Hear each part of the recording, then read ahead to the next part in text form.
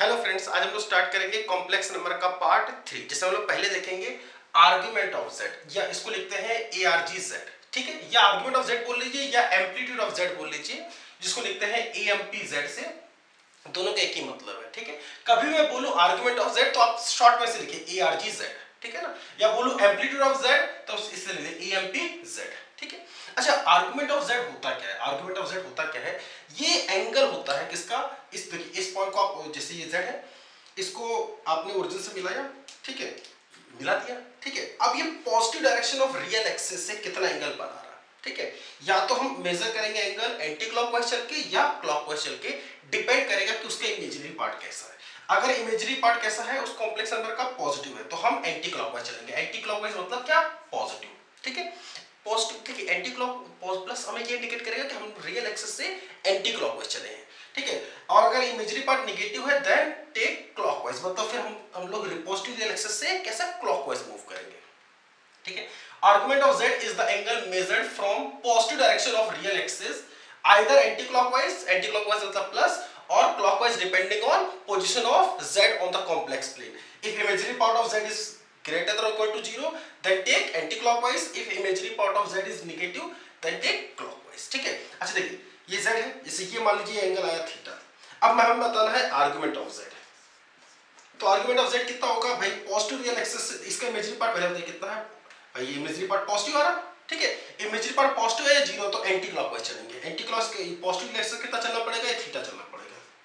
ठीक है, अब जैसे ये है, इसको मिलाया पहले यहां से, अब आर्गुमेंट ऑफ z बताना है। मान लीजिए आपने किस तरह से कैलकुलेट कर लिया कि ये एंगल थीटा आता है। ठीक है, तो अब अगर आर्गुमेंट बताना है तो आर्गुमेंट कहां से देखते हैं? Positive direction of real axis. कहां से? Positive direction of real axis से। और अब बताइए एंटी क्लॉकवाइज चले या क्लॉकवाइज, तो इसका इमेजिनरी पार्ट, इसका इमेजिनरी पार्ट कैसा है?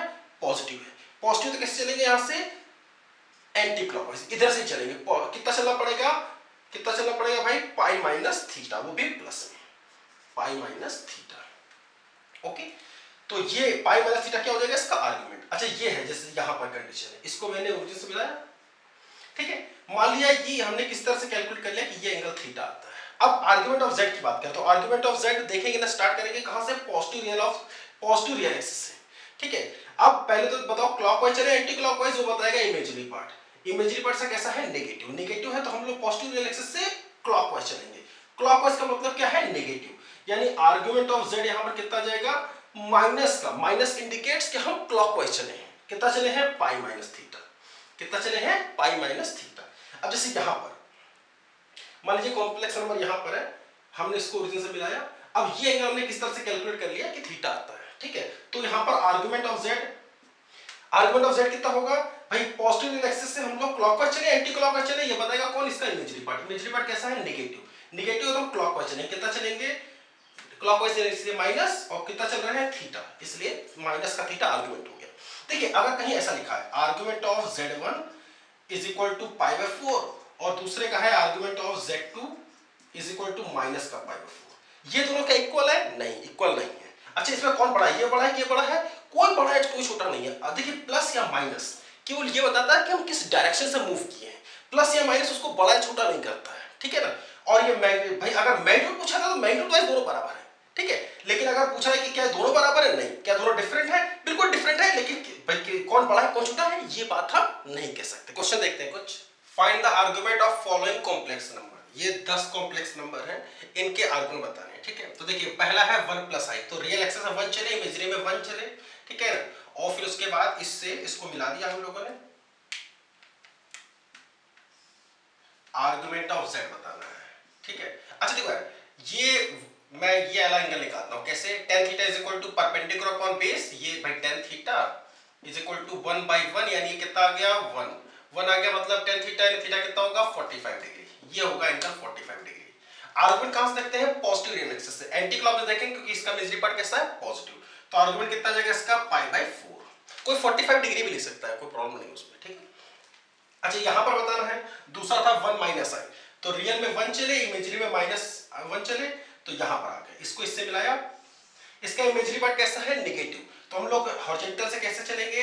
रियल एक्सिस से, पॉजिटिव रियल एक्सिस से क्लॉकवाइज। कितना चलेंगे? देखो यहां पर हाइट ये 1, तो एंगल तो आ गया कितना? 45 डिग्री। ठीक है, अभी निकाला है। अच्छा लेकिन आर्गुमेंट कितना होगा इसका? क्लॉकवाइज चल रहा है इसलिए माइनस का π/4, ठीक है। अच्छा यहां पर तीसरा वो -1 प्लस आई, रियल एक्सिस में -1 चले, इमेजिनरी में 1 चले, इससे इसको मिलाया, ठीक है। अच्छा हाइट कितनी है 1, बेस कितना है 1, यानी ये एंगल आ गया 45 डिग्री, ठीक है। इस ट्रायंगल में देखो हाइट 1 बेस लेंथ 1, तो ये एंगल आ गया 45। आर्गुमेंट कहां से देखते थे, पॉजिटिव रियल एक्सिस से, अब इमेजिनरी पार्ट्स का पॉजिटिव इसलिए क्लॉकवाइज चलेंगे। तो यहां पर आर्गुमेंट ऑफ z कितना आ जाएगा भाई, ये π/4, ये पूरा पाई, तो पाई में से π/4 माइनस कर तो ये एंगल कितना आ जाएगा 3π/4, 3π/4 प्लस कर लेंगे क्योंकि इमेजिनरी पार्ट इसका पॉजिटिव है इसलिए हम एंटी क्लॉकवाइज चल रहे हैं, ठीक है। चौथा है -1 माइनस आई, रियल में चले -1, इमेजिनरी में चले -1, ठीक है, यानी -1 को -1, इसको मिला दिया हम लोगों ने ओरिजिन से, ठीक है। ये अगला एंगल कितना होगा 45 डिग्री, भाई पॉजिटिव रियल एक्सिस में -1, इमेजिनरी एक्सिस में -1, यानी ये लेंथ हो गई 1, ये 1, तो ये कितना 45 अभी कर चुके हैं।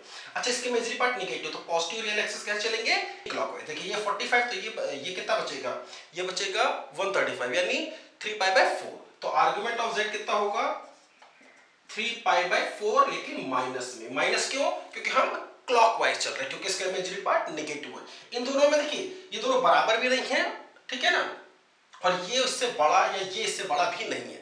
प्लस या माइनस के लिए इंडिकेट करा कि हम क्लॉकवाइज चले हैं या एंटी क्लॉकवाइज चले हैं, ठीक है ना। अच्छा उसके बाद पांचवा -1/2 प्लस i√3/2, रियल एक्सिस में चले -1/2 और इमेजिनरी में 3π/2, ठीक है। ये वाला पॉइंट आ गया, इसको हमने z मान लिया, इसको यहां से इससे मिला दिया। जरा ये वाला एंगल अगर मैं निकालूं थीटा, तो थीटा कितना होगा tan थीटा, परपेंडिकुलर लेंथ यानी ये √3/2, बेस लेंथ की बात करो इसलिए पॉजिटिव 1/2, यानी कितना आ गया ये √3, ये कितना आ गया भाई 60 डिग्री π/3, ओके। अब आर्गुमेंट कहां से देखते हैं, पॉजिटिव रियल एक्सिस से, पॉजिटिव इमेजिनरी पार्ट पॉजिटिव इसलिए क्लॉकवाइज एंटी क्लॉकवाइज चलेंगे, इसलिए कैसे चलेंगे एंटी क्लॉकवाइज। तो आर्गुमेंट ऑफ z यहां पर कितना जाएगा भाई, ये π/3 और ये पूरा पाई में से π/3 माइनस करेंगे तो 2π/3 प्लस का, क्योंकि एंटी क्लॉकवाइज चले। यहां पर इसको मिलाइए, रियल में चले हैं -1/2, इमेजिनरी में चले हैं माइनस का i√3/2, ठीक है। फिर से वही ये एंगल कितना आएगा, perpendicular is √3/2 and base length is half, यानी ये एंगल निकलेगा 60 डिग्री, ठीक है, यानी π/3। आर्गुमेंट कैसे देखेंगे, यहां से पॉजिटिव रियल एक्सिस से, कैसे चलेंगे इस बार क्लॉकवाइज, क्योंकि इमेजिनरी पार्ट इसका नेगेटिव है ऐसे। तो आर्गुमेंट ऑफ z यहां पर कितना जाएगा भाई माइनस, क्योंकि क्लॉकवाइज चल रहा है, कितना चल रहा है 2π/3, ओके।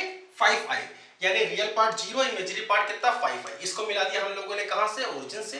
आर्गुमेंट कहां से देखते हैं, पॉजिटिव रियल एक्सिस से, ठीक है। इमेजिनरी पार्ट इसका पॉजिटिव है इसलिए एंटी क्लॉकवाइज कितना चलेंगे π/2, ठीक है, प्लस में क्योंकि एंटी क्लॉकवाइज चल रहा है। इसी तरह से अगर -5i का देखेंगे तो रियल पार्ट 0, इमेजिनरी पार्ट -5, इसका इमेजिनरी पार्ट नेगेटिव है, यानी हॉरिजॉन्टल से हम लोग क्लॉकवाइज चलेंगे, इसको यहां से मिलाया क्लॉकवाइज चले, तो आर्गुमेंट इसका कितना जाएगा माइनस का π/2, ठीक है। याद रखना यार, अगर पॉजिटिव इमेजिनरी नंबर है तो उसका प्योर पॉजिटिव, प्योर लगा दीजिए, और ठीक है ना, प्योर अगर इमेजिनरी नंबर है तो उसका आर्गुमेंट कितना आएगा π/2, और अगर प्योर नेगेटिव इमेजिनरी नंबर है तो उसका आर्गुमेंट कितना होगा माइनस का π/2।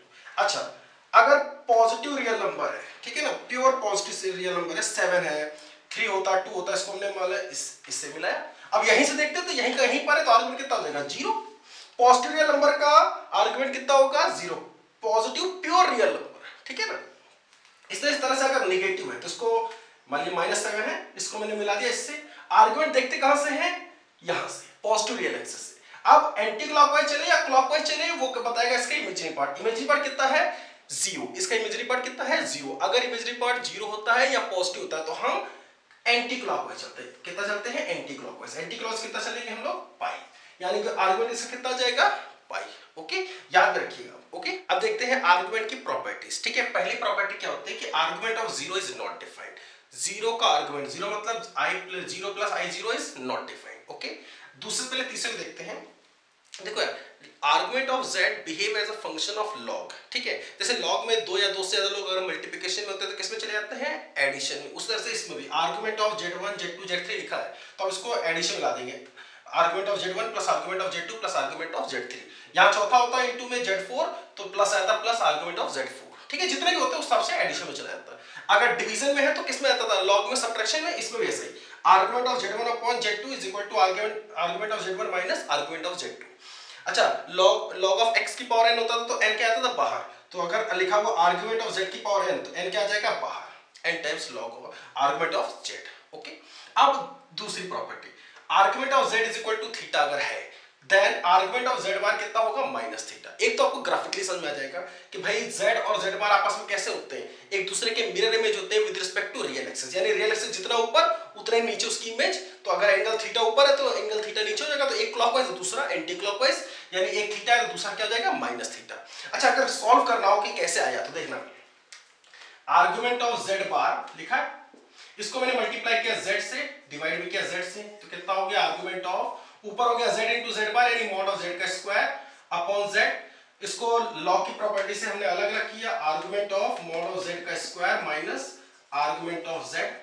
अच्छा, याद करो यार, मैंने बताया था argument of a positive real number, mod z हमेशा कैसा होता है पॉजिटिव रियल, चाहो तो दो को बाहर ले सकते हो लेकिन अभी तो मैंने ऐसे रख दिया, argument of a positive real number is 0, ठीक है, माइनस ये थीटा आपको दिया, यानी कितना आ गया ये माइनस का थीटा। ओके, अब कुछ क्वेश्चन है अपने पास, if argument of z is less than 0, argument of z negative है, okay, then argument of minus z minus argument of z बराबर कितना है, चार ऑप्शन दिए। देखो आप इसको कैसे लिख सकते हैं, आप इसमें डिवीजन वाला रूल लगा सकते हैं, argument of z1 minus argument of z2 division में आ सकता है, ठीक है, तो आपने इसको ऐसे लिखा argument of minus z upon z, दोनों कैंसिल आउट, कितना हो गया आर्गुमेंट ऑफ माइनस 1। अच्छा, argument of minus 1 pure real negative number, pure real negative number, इसका आर्गुमेंट कितना होगा पाई। देखो मैंने याद भी कराया था लेकिन आप देख भी सकते हैं फिर से, इसको मैंने ओरिजिन से मिलाया, इमेजिनरी पार्ट का कैसा है जीरो, इमेजिनरी पार्ट अगर जीरो हो या पॉजिटिव हो तो हमेशा हम लोग पॉजिटिव रियल एक्सिस से कैसे चलते हैं एंटी क्लॉकवाइज, ठीक है, यानी कितना आ जाएगा ये पाई, आर्गुमेंट कितना आ गया पाई, यानी आंसर कौन सा हमारा सही होगा फर्स्ट। ओके, अगला क्वेश्चन देखते हैं, if z, omega be complex number, देखिए ओमेगा को लोग ये समझते हैं कि क्यूब रूट ऑफ यूनिटी का है, ठीक है, लेकिन होता भी है, लेकिन जब तक वो बोले ना कि omega is the cube root of unity तब तक आप मत मानिएगा कि क्यूब रूट ऑफ यूनिटी एक जनरल कॉम्प्लेक्स नंबर आप मान के चलिए, ठीक है। तो z and omega complex number है सच दैट ये रिलेशन दिया गया है एंड ये रिलेशन दिया गया है, देन आर्गुमेंट ऑफ z पूछा गया आपसे, ठीक है। देखिए ओमेगा से कोई लेना देना, तो यहां से ओमेगा निकालते हैं, उठा के यहां सब्स्टिट्यूट करेंगे, यहां से निकालो भाई, इसको उठा के इधर भेजा, i से डिवाइड किया, तो ओमेगा बार कितना आ जाएगा माइनस का z बार अपॉन i, ठीक है।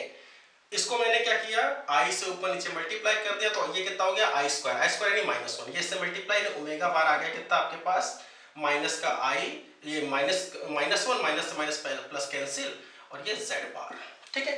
अच्छा, किसी भी कॉम्प्लेक्स नंबर का डबल अगर हम कॉन्जुगेट ले ले तो वो वही का वही आ जाता है, एक बार और कॉन्जुगेट ले लो, ठीक है, तो कितना आ जाएगा भाई ये i z बार का कॉन्जुगेट, ये तो आ जाएगा कितना ओमेगा, i का कॉन्जुगेट माइनस i और z का कॉन्जुगेट का कॉन्जुगेट यानी z, ठीक है, यानी ओमेगा की वैल्यू कितनी है माइनस का i z, और एक और रिलेशन आपको दिया उन्होंने argument of z into omega is equal to कितना है पाई, ओमेगा की वैल्यू रख दीजिए आप, आर्गुमेंट ऑफ कितना जाएगा, इसको इससे मल्टीप्लाई किया कितना होगा i z से मल्टीप्लाई होगा माइनस का i z square is equal to pi, अलग अलग कर दिया, आर्गुमेंट ऑफ माइनस i इन प्लस आर्गुमेंट ऑफ z का square is equal to pi. अच्छा, आर्गुमेंट ऑफ माइनस 1 यानी प्योर नेगेटिव, यानी माइनस 1 ना, प्योर नेगेटिव इमेजिनरी नंबर, इसका आर्गुमेंट कितना आएगा माइनस का पाई बाय 2 प्लस 2 बाहर आ गया 2, argument of z is equal to pi, ये उठ के इधर आ गया 3 पाई बाय 2, 2 से डिवाइड हुआ तो आर्गुमेंट ऑफ z कितना आ गया 3 पाई बाय 4। ओके, कौन सा ऑप्शन है अपने पास फर्स्ट ऑप्शन। ओके, अब देखते हैं हम लोग ग्राफिकल रिप्रेजेंटेशन ऑफ आर्गुमेंट, उसमें आएगा केस नंबर 1। उसको स्टार्ट करने से पहले देखो यार, अगर ऐसे लिखा हुआ argument of z minus z naught is equal to theta, तो इसको आप और कैसे रीड कर सकते हैं या कैसे आपको रीड करना चाहिए अगर आप ग्राफिकली समझना चाहते हैं तो आप इसको रीड करिए कैसे, argument of z from z naught, argument of z from z naught is theta, और अगर इस तरह से लिखा जाए argument of z plus z naught is equal to theta, तो आप इसको ऐसे लिख दीजिए ना, इसको ऐसे लिख दीजिए आर्गुमेंट ऑफ z माइनस का z naught is equal to theta, तो अब इसको कैसे पढ़ेंगे आप, argument of z from minus का z नॉट इज थीटा, ठीक है। अच्छा, इस तरह से ऐसा लिखा हुआ है अगर argument of z is equal to pi by 3, तो आप कैसे रीड करेंगे, आर्गुमेंट ऑफ z फ्रॉम 0, 0 कहां से 0,0 से कितनी है π/3 है। 0,0 से इसको आगे बढ़ा दिया तो z कहां लाई करेगा, यहां पर इस लाइन सेगमेंट पर लाई करेगा, कहीं भी इस लाइन सेगमेंट पर ले लीजिए। अच्छा सर इसको नीचे कर दें, अगर इसको नीचे कर दें तो क्या इस जगह हो सकता है, कहेंगे नहीं इस जगह नहीं हो सकता। अगर यहां लोगे तो इसका इमेजिनरी पार्ट क्या हो जाएगा नेगेटिव, फिर आपको क्लॉकवाइज चल के आर्गुमेंट निकालना होगा, तो ये नीचे नहीं हो सकता, इस लाइन के ऊपर ही लाई करेगा। ठीक है, अगर कैसा लिखा हुआ है तो argument of z equal to π/3 लगा है, तो z कहां होगा, इस लाइन सेगमेंट पर होगा, नीचे नहीं होगा। ठीक है, और कितना एंगल बना रहा होगा 60 डिग्री। अच्छा इसको दूसरी लैंग्वेज में बोलना हो तो क्या बोलेंगे, z कहां लाई कर रहा होगा, एक लाइन सेगमेंट में। z का लोकस क्या होगा, z lies on a line segment passing through origin. ठीक है, कहां से पास कर रहा होगा, ओरिजिन से, जो कि 60 डिग्री एंगल बना रहा होगा, कहां से, positive direction of x real axis से, कहां किस डायरेक्शन में, एंटी क्लॉकवाइज में। ठीक है, z lies on a line segment passing through origin, पूरी लाइन पर नहीं कर रहा होगा, लाइन सेगमेंट पर इधर की तरफ। ठीक है, पासिंग थ्रू ओरिजिन, ओरिजिन से पास कर रहा है, and makes an angle 60 degree from positive direction of real axis in anti-clockwise direction. Okay? अच्छा ऐसे लिखा जाए, argument of z from कहां से 1,0। ठीक है, कहां से, from 1,0 is π/4। ठीक है, 1,0 से अब z कहां पर होगा, यहां पर। एंगल हॉरिजॉन्टल से कितना, पॉजिटिव रियल एक्सिस कितना बना होगा 45, प्लस का है तो हम लोग कैसे चला एंटी क्लॉकवाइज। अगर यहां माइनस होता तो हम नीचे ले लेते, फिर वो यहां पर होता। क्या हम पीछे आ सकते हैं, बिल्कुल नहीं, पीछे आएंगे तो फिर आर्गुमेंट के लिए हमें क्लॉकवाइज चलना पड़ेगा। ठीक है, तो अगर दूसरा लैंग्वेज में बोलना चाहते हैं, बोलेंगे कि z का लोकस क्या होगा, z का लोकस एक लाइन सेगमेंट होगा जो कि 1,0 से पास कर रहा होगा, जो कि positive direction of real axis से एंटी क्लॉकवाइज 45 डिग्री एंगल बना रहा होगा। ठीक है, अगर ऐसे लिखा जाए argument of z plus i, तो उसको कैसे लिख सकते हैं आप, माइनस i। ठीक है, तो argument of z from -i। ठीक है, -i से कितना बना रहा होगा 30 डिग्री, π/6 यानी 30 डिग्री। कहां से, पॉजिटिव है, देखिए यहां से नहीं, इस पॉजिटिव डायरेक्शन रियल एक्सिस की ये डायरेक्शन है, उससे 30 डिग्री। ठीक है, ये 30 बोल लीजिए या 30 बोल लीजिए।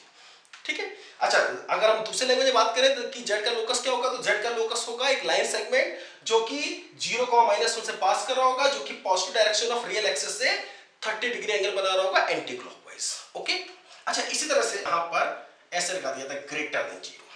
ठीक है, तो आप क्या बोलते हैं कि भाई z, argument of z is greater than π/3, या आप बोले भाई अब देखो इस लाइन पर होंगे तो आर्गुमेंट कितना हो जाएगा 60 डिग्री, इसके नीचे जाएंगे तो एक कम हो जाएगा, भाई यहाँ ये पॉइंट यहाँ होगा तो अगर तो 60 डिग्री से कम हो जाएगा, तो ज्यादा के लिए यहाँ होना पड़ेगा। तो देखिए कैसा होगा z, इसके यहाँ पर इक्वालिटी होल्ड नहीं करे इसलिए एरो, अगर इक्वालिटी होल्ड करते तो हम डॉट ले लेते इस जगह पर, यहाँ पर होगा इस जगह पर, ये इस लाइन के इधर। लेकिन ध्यान रखना ये एक्सिस के नीचे नहीं आ जाए, क्योंकि अगर नीचे ले लोगे तो उसका आर्गुमेंट तो भाई अब क्लॉकवाइज देखना पड़ेगा ना, फिर गलत हो जाएगा। ठीक है, इस वाले पोर्शन में लाइक करेगा रियल, ये पॉजिटिव रियल एक्सिस से ऊपर और इस लाइन की इधर। ठीक है, अच्छा अगर मान लो ऐसा होता कि बोलते हो इस तरीके से, argument of z -1 is less than और इक्वल टू π/4, लेस देन और इक्वल टू π/4, यानी हम क्या बोलेंगे कि भाई इस लाइन पर होगा और इसके नीचे होगा, इस लाइन पर होगा और इसके नीचे होगा, एक्सिस को भी टच नहीं करेंगे क्योंकि 0 या 0 से कम ऐसा कुछ हमको पता नहीं है, लेकिन इसको तो पक्का इसके नीचे होगा, यानी इस जगह फर्स्ट क्वाड्रेंट में होगा और यहां पर होगा, इस लाइन के नीचे होगा। ठीक, अच्छा यहां पर अगर मान लो ऐसा बोला जाता कि ग्रेटर देन और इक्वल टू, तो आप क्या कहां पर लेते हैं, ये ऐसे ऐसे ऐसे ऐसे ऐसे ऐसे ऐसे। ठीक है, अच्छा इसी तरीके से अगर बोला गया होता आपको आर्गुमेंट ऑफ z छोटा है π/3 से लेकिन बड़ा है π/6 से, तो आप क्या बोलेंगे कि भाई π/3 और ये 60, ये 60 और ये 30। ठीक है, तो अब z कहां पर होगा, इन दोनों के बीच में होगा, ऐसे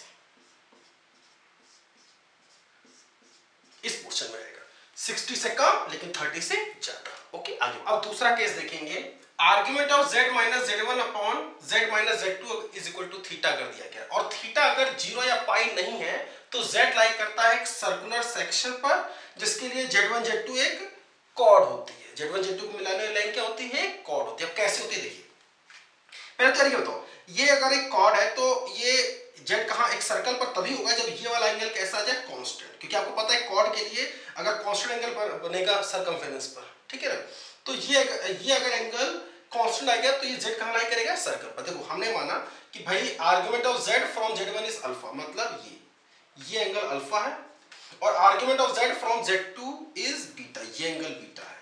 ये अगर अल्फा है तो ये वाला एंगल पाई माइनस अल्फा आ गया, ठीक है। तीनों एंगल का सम कितना होता है 180। तो देखिए ये एंगल प्लस ये एंगल प्लस ये एंगल, इसको मैंने थोड़ी देर के लिए फाई मान लिया, तो phi plus beta plus pi minus alpha कितना जाएगा, कितना जाएगा भाई, कितना जाएगा पाई। इस पाई से पाई किया, अल्फा उठ के इधर गया प्लस अल्फा, ये उठ के इधर गया, फाई बराबर कितना आ गया, अल्फा माइनस बीटा। अच्छा देखिए ये रिलेशन है, मतलब क्या है, argument of z minus z1 minus argument of z minus z2 is equal to theta. ये कितना माना है आपने अल्फा, और ये कितना माना है आपने beta, is equal to theta, यानी अल्फा माइनस बीटा यानी थीटा, ठीक है। और अल्फा माइनस बीटा कितना आ रहा है, ये फाई, ये थीटा, यानी ये एंगल कितना होगा एक्चुअल में थीटा। ये कांस्टेंट अगर है और जीरो या पाई नहीं है तो ये भाई कहां पर आई करेगा, एक सर्कल पर लाई करेगा, क्योंकि कांस्टेंट है। एक कॉर्ड के लिए सर्कमफ्रेंस पर एंगल हमेशा क्या बनाता है, पॉइंट सेम एंगल बनाता है, तो थीटा कांस्टेंट आ गया, इसलिए कि z कहां लाई करेगा, एक सर्कल पर, जिसके लिए z1 z2 क्या होगी, एक कॉर्ड होगी, ठीक है, याद रखिए बहुत इंपॉर्टेंट। अच्छा उसके बाद जीरो, अगर एंगल थीटा जो है वो जीरो हुआ या पाई हुआ तब क्या होगा, जीरो या पाई दोनों कंडीशन पर वो z जो होगा वो एक लाइन पर लाई करेगा, ठीक है। अच्छा अगर जीरो हुआ तो क्या होगा, ये उठ के इधर चला आएगा भाई, ये जीरो, इसको थीटा फाई, इसको जीरो कर दे तो ये उठ के इधर आ जाएगा, तो अल्फा बराबर यहाँ बीटा हो गया। अल्फा बराबर बीटा का मतलब समझ रहे, देखिए z1 z2, z कहां पर होगा, इस लाइन के बाहर, इधर या इधर, कोई पॉइंट ये लिया तो उसका आर्गुमेंट यहां से जितना आएगा उतना ही यहां से आएगा, दोनों का सब्ट्रैक्शन जीरो। यहां पर लिया तो उसका जितना आर्गुमेंट यहां से आएगा उतना यहां से आएगा, सब्ट्रैक्शन जीरो। यहां पर लिया कोई पॉइंट तो इससे जितना एंगल आएगा उतना एंगल इससे आएगा, और दोनों का सब्ट्रैक्शन जीरो।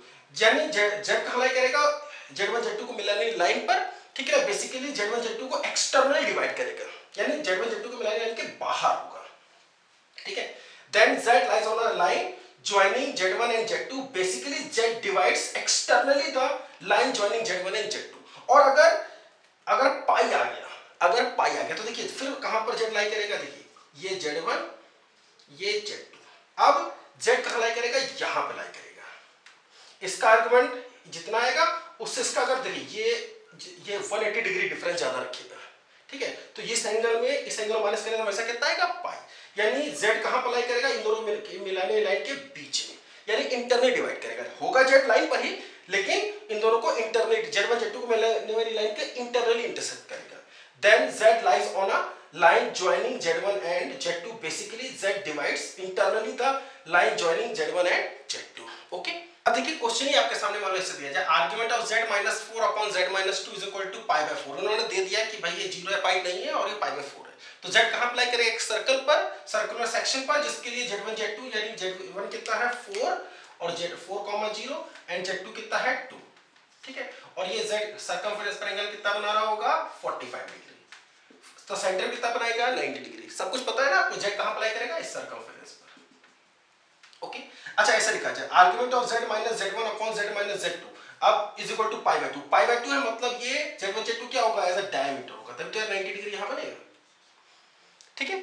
अच्छा अगर मान लो यार ऐसे बोला जाता कि भाई हमें इससे कम एंगल चाहिए, लेट अस कंसीडर हमें ऐसे बोला जाता, ऐसे लेस देन और इक्वल टू या लेस देन केवल पाई बाय, इक्वल टू तो डॉट ले लेते, उस पॉइंट को सेलेक्ट कर लेते, लेस देन बोला गया पाई बाय 2, मतलब इसके हमें क्या लेना, देखिए 90 डिग्री यहां पर, इससे ऊपर आएंगे तो एंगल एक कम हो जाएगा, और ऊपर जाएंगे और एंगल कम हो जाएगा, यानी कम के लिए हमें ऊपर जाना होगा, और इक्वालिटी होल्ड नहीं कर रहे इसलिए एरो लगाएंगे इस जगह पर, डॉट नहीं लगाएंगे। डॉट लगाते कब, जब यहां पर इक्वालिटी होल्ड कर रहे होते तो यहां पर डॉट लगा देते, ऐसे ऐसे ऐसे ऐसे ऐसे, इस तरह से। अगर मान लो ऐसे बोला था, यहां पर बोला गया होता कि this value is greater then और इक्वल टू पाई बाय 4, तो आप क्या बोलते कि भाई यहां पर अगर ऐसे बोला गया ग्रेटर इक्वल टू, तो इससे नीचे आ जाएगा तो एंगल बढ़ जाएगा ना ये वाला, और नीचे आएगा और बढ़ जाएगा, यहां पर आएगा तो सीधे सीधे कितना हो जाएगा पाई, तो भाई इसके सर्कमफेरेंस को लेगा और अंदर होगा, इसके सर्कमफेरेंस और इसके अंदर, सर्कमफेरेंस और इसके अंदर, सर्कमफेरेंस और इसके अंदर, यहां पर फिर z लाइन करेगा। अच्छा मान लो ऐसा बोला गया था कि argument of z minus z1 upon z minus z2 pi by 2 से छोटा है लेकिन पाई बाय 3 से कम है, तो आप क्या बोलते हैं कि देखिए पाई बाय 2 से बड़ा, यानी ये Z1 Z2 ऐसा कॉर्ड है वाला सर्कल, तो उसमें वो बिल्कुल 90 डिग्री, यानी ये Z1 Z2 एक सर्कल के लिए कॉर्ड की तरह बिहेव करता है, दूसरे वाले सर्कल के लिए ऐसे, जहां पर सर्कमफ्रेंस में π/3 बनता है। देखो दिखाते हैं आपको कैसे, एक सर्कल ऐसे और एक सर्कल, इसके लिए Z1 Z2 कॉर्ड डायमीटर हो गई, और दूसरे के लिए ये। अब ये दूसरे वाले सर्कल के लिए Z1 Z2 as a cord जो कि सर्कमफ्रेंस पर 60 डिग्री बना रहा है, और यहाँ इस वाले पर 90 डिग्री बना रहा है। तो यहाँ पर के Z कैसा होगा, इन दोनों के बीच में होगा। अगर इन दोनों से किसी जगह इक्वलिटी होल्ड करते, अगर मान लो यहाँ पर इक्वलिटी होती है तो यहाँ पर डॉट लगा देते हैं, अगर यहाँ पर इक्वलिटी होती है तो इधर डॉट लगा देते हैं। ठीक है, दोनों साइड में इक्वलिटी होल्ड नहीं कर रही है, इसलिए ऐसा दोनों साइड में एरो। यहां पर एक वाले पर, इस पर एंगल कितना बना रहा होगा 60 डिग्री, और इस पर कितना बना रहा होगा ये 90 डिग्री। ओके, अब कुछ क्वेश्चन देखेंगे। इस क्वेश्चन का फिगर ये नहीं दिया गया था, मैं पहले से बना के रखा ताकि सॉल्व करने में आसानी हो। इस क्वेश्चन का फिगर ये दिया गया है। ठीक है, क्वेश्चन है find the maximum and minimum value of argument of z। Argument of z मतलब आर्गुमेंट ऑफ z फ्रॉम 0, 0। ठीक है, if z satisfying mod of z minus 25i is less than or equal to 20, that means this represents a circle, z lies on and inside of a circle, on and equality hold कर रही है इसलिए on the circle and inside क्योंकि less than or equal to है, on a circle of center 0,25 and radius 20। देखिए ये centre है 0,25 और उसका रेडियस कितना है, रेडियस कितना है 20। अच्छा, अगर हमें यहां से ओरिजिन से, देखिए z कहां पर है, इस सर्कमफेरेंस पर है, अंदर है, हमें मिनिमम आर्गुमेंट चाहिए। तो मिनिमम आर्गुमेंट मतलब यहां से मिनिमम आर्गुमेंट, तो हम लोग क्या करेंगे, बिल्कुल ऐसा खींचेंगे ये। अब देखिए ये वाला पॉइंट से मिनिमम देगा, इसके अलावा यहां लोगे तो एंगल बढ़ जाएगा, ये लोगे तो और एंगल बढ़ जाएगा, ये लोगे तो और एंगल बढ़ जाएगा, यहां लेंगे तो और एंगल बढ़ जाएगा। ठीक है, तो ये वाला सबसे मिनिमम दे रहा होगा। ओके, और इस तरह से मैक्सिमम मैक्सिमम मैक्सिमम कितना होगा, ये सबसे मैक्सिमम दे रहा होगा। वो एक अलग क्या होता है, ये जितना एंगल थीटा होगा उतना ही एंगल ये भी थीटा होगा। ठीक है, अच्छा बस ये देखिए थीटा निकालना, तो इसको ये थीटा, तो ये 90 माइनस थीटा, ये 90, तो ये हो गया कितना थीटा। ठीक है, हमने पहले निकाला cos थीटा, cos थीटा कितना हो जाएगा 20/25, 5 से ऊपर नीचे डिवाइड किया 4/5, यानी थीटा कितना आ गया cos इनवर्स 4/5। ठीक है, अच्छा अगर पूछा जाए कि आर्गुमेंट की मिनिमम वैल्यू कितनी होगी, तो आप कहेंगे वो थीटा होगी। थीटा कितना है cos इनवर्स 4/5। और अगर पूछा जाए आर्गुमेंट ऑफ z की मैक्सिमम वैल्यू कितनी होगी, तो आप कहेंगे देखिए ये एंगल ये कितना होगा, पूरा पाई में से आप माइनस कर दीजिए कितना थीटा। थीटा कितना है ये थीटा माइनस कर, थीटा कितना है cos इनवर्स 4/5, cos इनवर्स 4/5। तो मिनिमम आर्गुमेंट कितना हो जाएगा cos inverse 4/5 and maximum argument कितना हो जाएगा पाई माइनस cos इनवर्स 4/5। ठीक है, अब नेक्स्ट क्वेश्चन देखते हैं, the shaded region where p कितना है -1, 0। ओके, q कितना है -1 + √2, अब जरा इन दोनों बीच की डिस्टेंस निकालो, तो 1 -1 + √2 माइनस माइनस एक +1, इससे -1 कितना हो गया √2 का स्क्वायर यानी 2, √2 - 0 यानी √2 का स्क्वायर यानी 2, 2 + 2 4 यानी इसका स्क्वायर रूट निकला ये 2। ठीक है, ये लेंथ कितनी आएगी 2। ओके, r कितना है -1 + √2 माइनस का √2, इसकी भी लेंथ कितनी आएगी 2।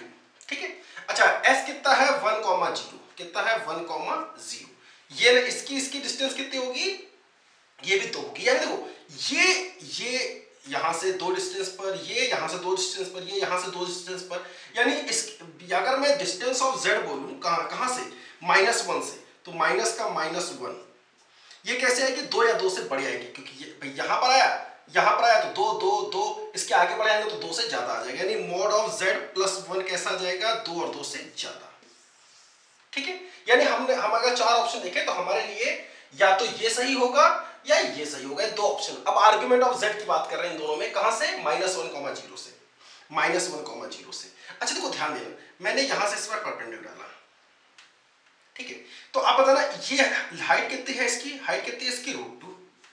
ठीक है, अच्छा हाइट अगर √2 है तो यहां से यहां तक की लेंथ 2 है, और यहां से देखिए ये लेंथ कितनी है -1 + √2 और ये लेंथ 1, तो दोनों को ऐड करें तो ये लेंथ कितनी निकलेगी, ये लेंथ हो जाएगी √2, ये √2, ये यहाँ ये 1 लेंथ है और ये लेंथ कितनी है -1 + √2, दोनों का एडिशन ये हो गया √2, ये √2 ये भी √2, यानी ये एंगल कितना आ गया 45 डिग्री, कितना आ गया 45 डिग्री। अच्छा ऊपर 45 है तो नीचे भी कितना होगा 45, ठीक है बिल्कुल सिमिलर है ना। अच्छा आर्गुमेंट ऑफ z कैसा होगा 45 से कम या -45 से ज्यादा, यानी आर्गुमेंट ऑफ z कहां से -1,0 से, यानी आर्गुमेंट ऑफ z + 1 कैसा होगा माइनस के π/4 से बड़ा और π/4 से छोटा, यानी मॉड कैसा हो जाएगा उसका π/4 से कम, यानी पहला ऑप्शन हमारा सही हो जाएगा। ठीक है नेक्स्ट क्वेश्चन है if z1 is 10 + 6i z2 is 4 + 6i, okay, if z is any complex number such that argument of z minus z1 upon z minus z2 is π/4, देखो यार ये एंगल 0 या पाई नहीं है, मतलब ये इस कंडीशन पर z कहां लाई करेगा एक सर्कुलर सेक्शन में, ठीक है ना, जिसके लिए z1 z2 एक कॉर्ड होंगे, तो z1 कितना है 10 + 6i, एक सर्कुलर सेक्शन में होगा, ये हो गया 10 और ये ऊपर 6, यानी ये हो गया 10,6, या लिख लीजिए 10 + 6i।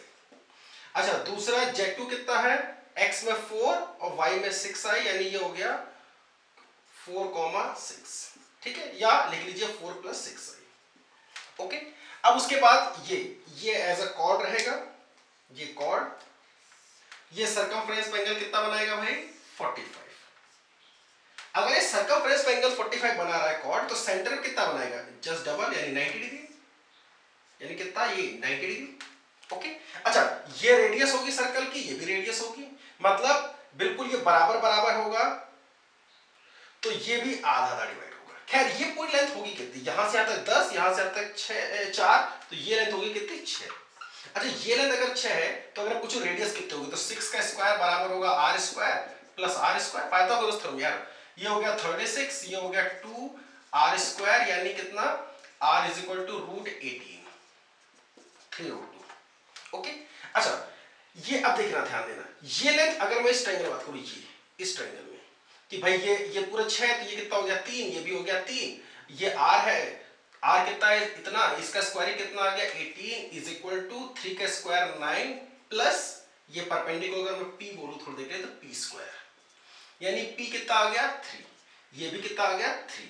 ओके अच्छा अगर मैं इस सेंटर की बात करूं कि सेंटर कितना होगा, तो आप कहेंगे देखो भाई यहां बिल्कुल ये 3 ये 4, तो ये हो गया कितना 7, यानी x क्वाड्रेंट तो इसका आ गया कितना 7, और हाइट कितनी यहां से यहां तक 3 और यहां से यहां तक पहले से कितना है हाइट कितनी है 6, तो 6 + 3 यानी 9, ठीक है, सेंटर आ गया कितना 6,9 और रेडियस कितनी हो गई 3√2। तो सर्कल को ऐसे लिख सकते हैं, ऐसे लिख दीजिए z माइनस सेंटर है 7 + 9i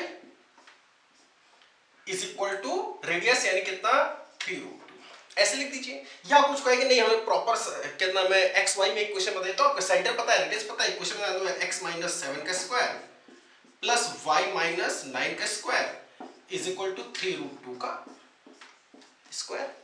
ओके अब देखिए different forms of complex number, ठीक है, हम लोग देखेंगे डिफरेंट फॉर्म्स। अभी तक जो हम लोग पढ़ते आ रहे थे वो था algebraic form z = x + iy, ठीक है, इसका मॉड कैसे निकालते हैं √x² + y², और पोजीशन के हिसाब से उसका आर्गुमेंट निकाल लेते हैं। मान लिया इस जगह कि आर्गुमेंट थीटा है, लेट कर लिया हमने, ठीक है, तो इसका पोलर फॉर्म और एक्सपोनेंशियल फॉर्म क्या होगा। पोलर फॉर्म इसे लिखेंगे mod of z * cos θ + i sin θ, mod of z = mod of z * cos θ + i sin θ, और एक्सपोनेंशियल फॉर्म क्या होगा z = mod of z * e⁻i⁻, ठीक है। अगर देखो ये तीनों कैसे हैं, ये तीनों ही अलग-अलग फॉर्म है, लेकिन है तीनों क्या सेम, यानी अलजेब्रिक फॉर्म, पोलर फॉर्म और एक्सपोनेंशियल फॉर्म तीनों ही कैसे होंगे इक्वल, तीनों ही कैसे होंगे इक्वल, ठीक है।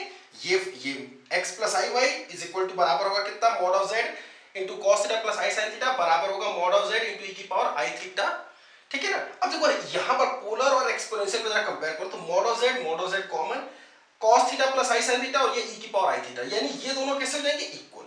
बहुत बहुत बहुत इंपॉर्टेंट, ठीक है, ध्यान देना। अगर ऐसे लिखा जाए cos α + i sin α, तो इसका मतलब क्या है ये e⁻i⁻, ठीक है, या ऐसे लिखा जाए कि cos 3θ + i sin 3θ, यानी e⁻i⁻3θ, या इसको इधर की तरफ से ऐसा लिखा है तो इसको ऐसा लिख सकते हैं, ऐसा लिखा है तो ऐसा लिख सकते हैं, ठीक है।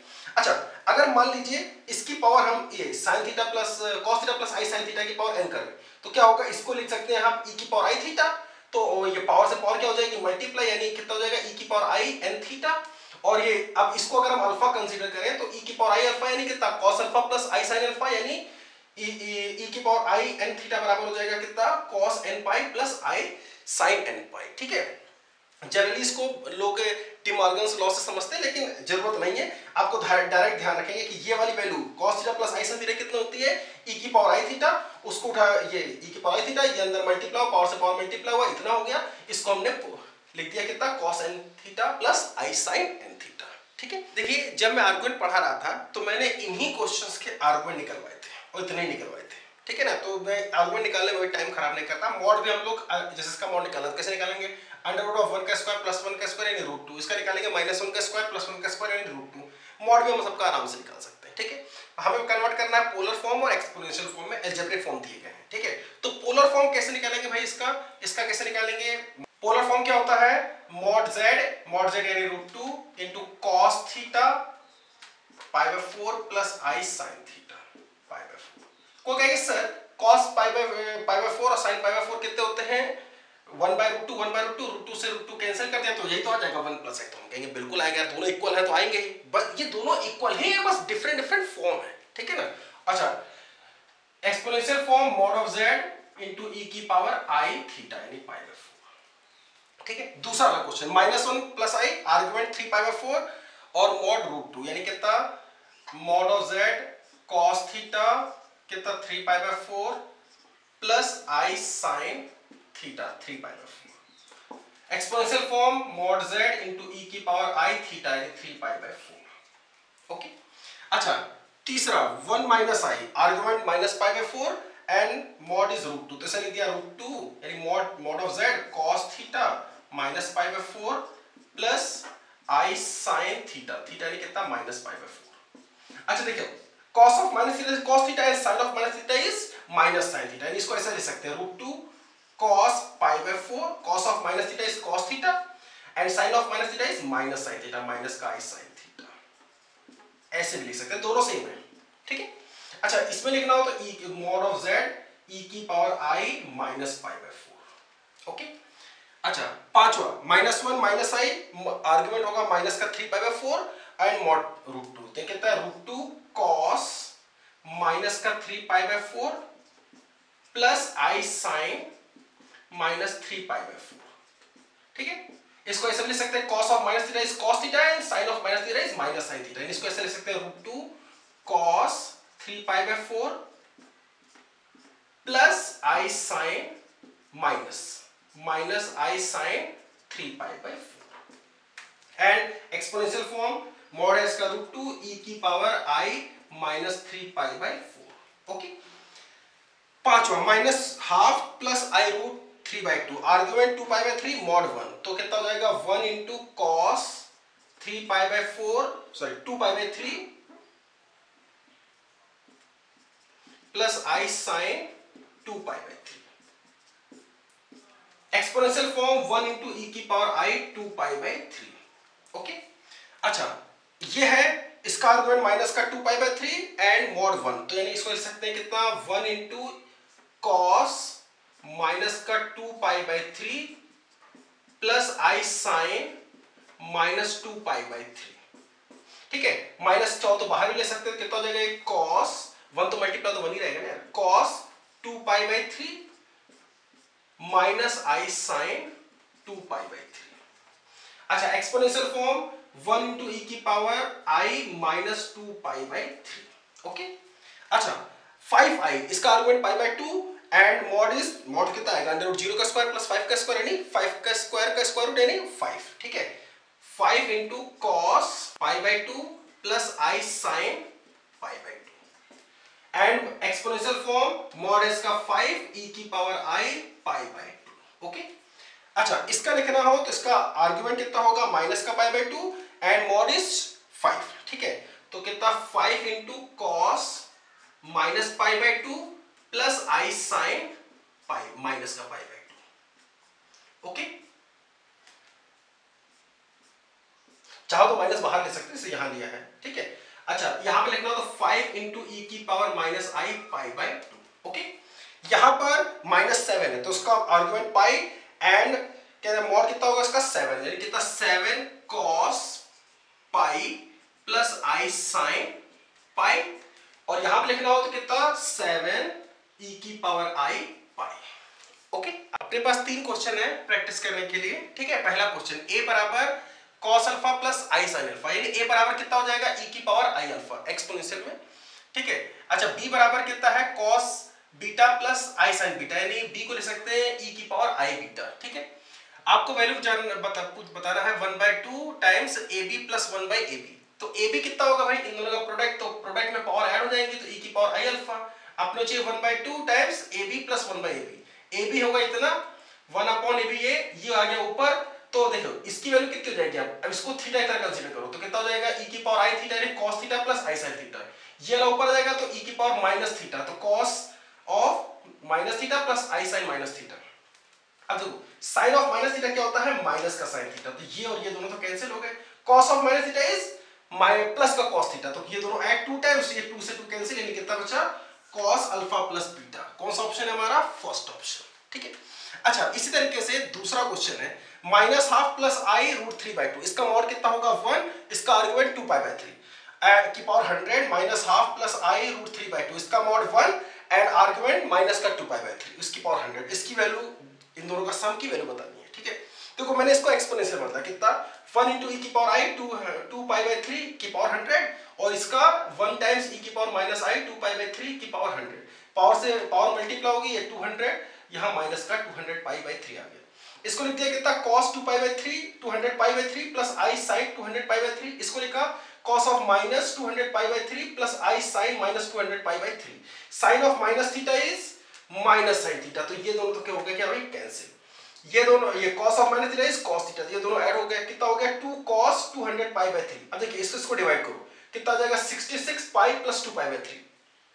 66 पाई मतलब 2 पाई का मल्टीपल, 2 पाई यानी कितना 33 टाइम्स पूरा सर्कल घूमने के बाद हम कितना आगे बढ़ेंगे 2 पाई, यानी कितना आ गया ये 2 cos 2π/3 and cos 2π/3 is what -12, 2 से 2 गया, कितना आंसर आ गया -1। कौन सा ऑप्शन हमारा सही है, फर्स्ट ऑप्शन। ठीक है, अब तीसरा और आखिरी क्वेश्चन है हमारे पास, find the value of this. ठीक है, मैंने क्या किया, पहले तो इसमें से i कॉमन लिया, लीजिए भाई i कॉमन ले लिया तो कितना हो जाएगा, पहले इसको लिख दिया cos 2πk/7, और इसमें से i कॉमन लिया तो प्लस 1/i sin 2πk/7। ठीक है, अच्छा तो मैंने यहां इसको i से मल्टीप्लाई और डिवाइड कर दिया, तो नीचे हो जाएगा कितना i² यानी कितना -1, और ये i बाहर है, k गोइंग फ्रॉम 1 से n 6। ठीक है, तो ये रिलेशन आएगा कि i sigma cos 2πk/7 minus i sin 2πk/7। भाई ये i² यानी कितना -1, माइनस यहाँ माइनस आ जाएगा। अच्छा ये क्या लिखा हुआ है, ये लिखा हुआ e की power -i 2πk/7, k going from 1 से 6, i बाहर है। ठीक है, अच्छा जरा सिग्मा एक्सपेंड करिए, i तो बाहर है, सिग्मा एक्सपेंड करें 1 रखा मैंने तो कितना आ गया e की पावर -i 2π/7 प्लस 2 रखेंगे तो e की पावर माइनस का i 4π/7 प्लस 3 रखेंगे तो e की पावर -i 6π/7, और प्लस चलते चलते आखिरी में 6 रख देंगे तो e की पावर -i 6 12 12π/7। ठीक है, अच्छा एक जीपी है जिसका फर्स्ट टर्म इतना है, अगर इसको डिवाइड करें तो कॉमन रेशियो यही आ जाएगा, यानी फर्स्ट टर्म और कॉमन रेशियो यही आ जाएगा, इसको डिवाइड करो इसको डिवाइड करो यही आ जाएगा, और नंबर ऑफ टर्म्स कितने हैं 6। तो जीपी के सम का फॉर्मूला लगा देते हैं, क्या होता है i तो बाहर ही रहेगा, a यानी e की पावर माइनस का i 2π/7 1 माइनस r यानी e की पावर माइनस का i 2π/7 की पावर n यानी कितना 6 अपॉन 1 माइनस r यानी e की पावर -i 2π/7। ये पावर इससे मल्टीप्लाई, पावर से पावर मल्टीप्लाई होगा, इसको अंदर भेज दिया, i बाहर है। ठीक है, और ये कितना हो जाएगा भाई, ये से मल्टीप्लाई e की पावर माइनस का i 2 पाई बाई 7 माइनस, ये देखिए ये से मल्टीप्लाई हुआ कितना हो गया 12, और ये इससे मल्टीप्लाई तो 12 ऑफ 2 यानी कितना 14, यानी e की पावर माइनस का i 14 pi by 7। 14 pi by 7 मतलब 7 से डिवाइड करते हुए कितना बचेगा 2 पाई, कितना बचेगा 2 पाई, और नीचे है 1 माइनस e की पावर माइनस का i 2 पाई बाई 7। अच्छा ये होता ना e की पावर माइनस i 2 पाई, ये कितना होगा cos माइनस का 2 pi plus i sine minus का 2 पाई, ठीक है। अच्छा साइन, ये sine of minus theta is minus sine theta, and sine of 2 pi कितना हो जाएगा 0, साइन 2 पाई का मल्टीपल 0 होता है, तो ये तो हो गया भाई 0। cos ऑफ माइनस का थीटा इज cos थीटा, यानी cos 2 pi, and cos 2 pi is what 1, ठीक है। तो ये वाली वैल्यू हो गई 1। अब देखो ये अगर 1 हो गया तो देखिए रिलेशन क्या जाएगा i तो बाहर है e की पावर माइनस का i 2 पाई बाई 7 माइनस 1, और नीचे है 1 माइनस e की power minus i 2 pi by 7। ये दोनों बिल्कुल इससे इसको कैंसिल कर, इससे माइनस अगर बाहर ले लो तो दोनों सेम हो जाएंगे, ठीक है। तो माइनस कॉमन ले लिया तो दोनों सेम कैंसिल, यानी आंसर कितना आ गया माइनस i, ठीक है। इस पार्ट में हम लोग इतना ही रखते हैं, बाकी सब कुछ हम लोग नेक्स्ट पार्ट में लेके जाते हैं, ठीक है। आपको अगर ये वीडियो लेक्चर अच्छा लगा हो, कुछ सीखने को मिला हो, तो जरूर इसको लाइक करिए, मेरे चैनल को सब्सक्राइब करिए, अपने दोस्तों में शेयर करिए, ठीक है। चलिए मिलते हैं अगले वीडियो सब पे, बाय बाय।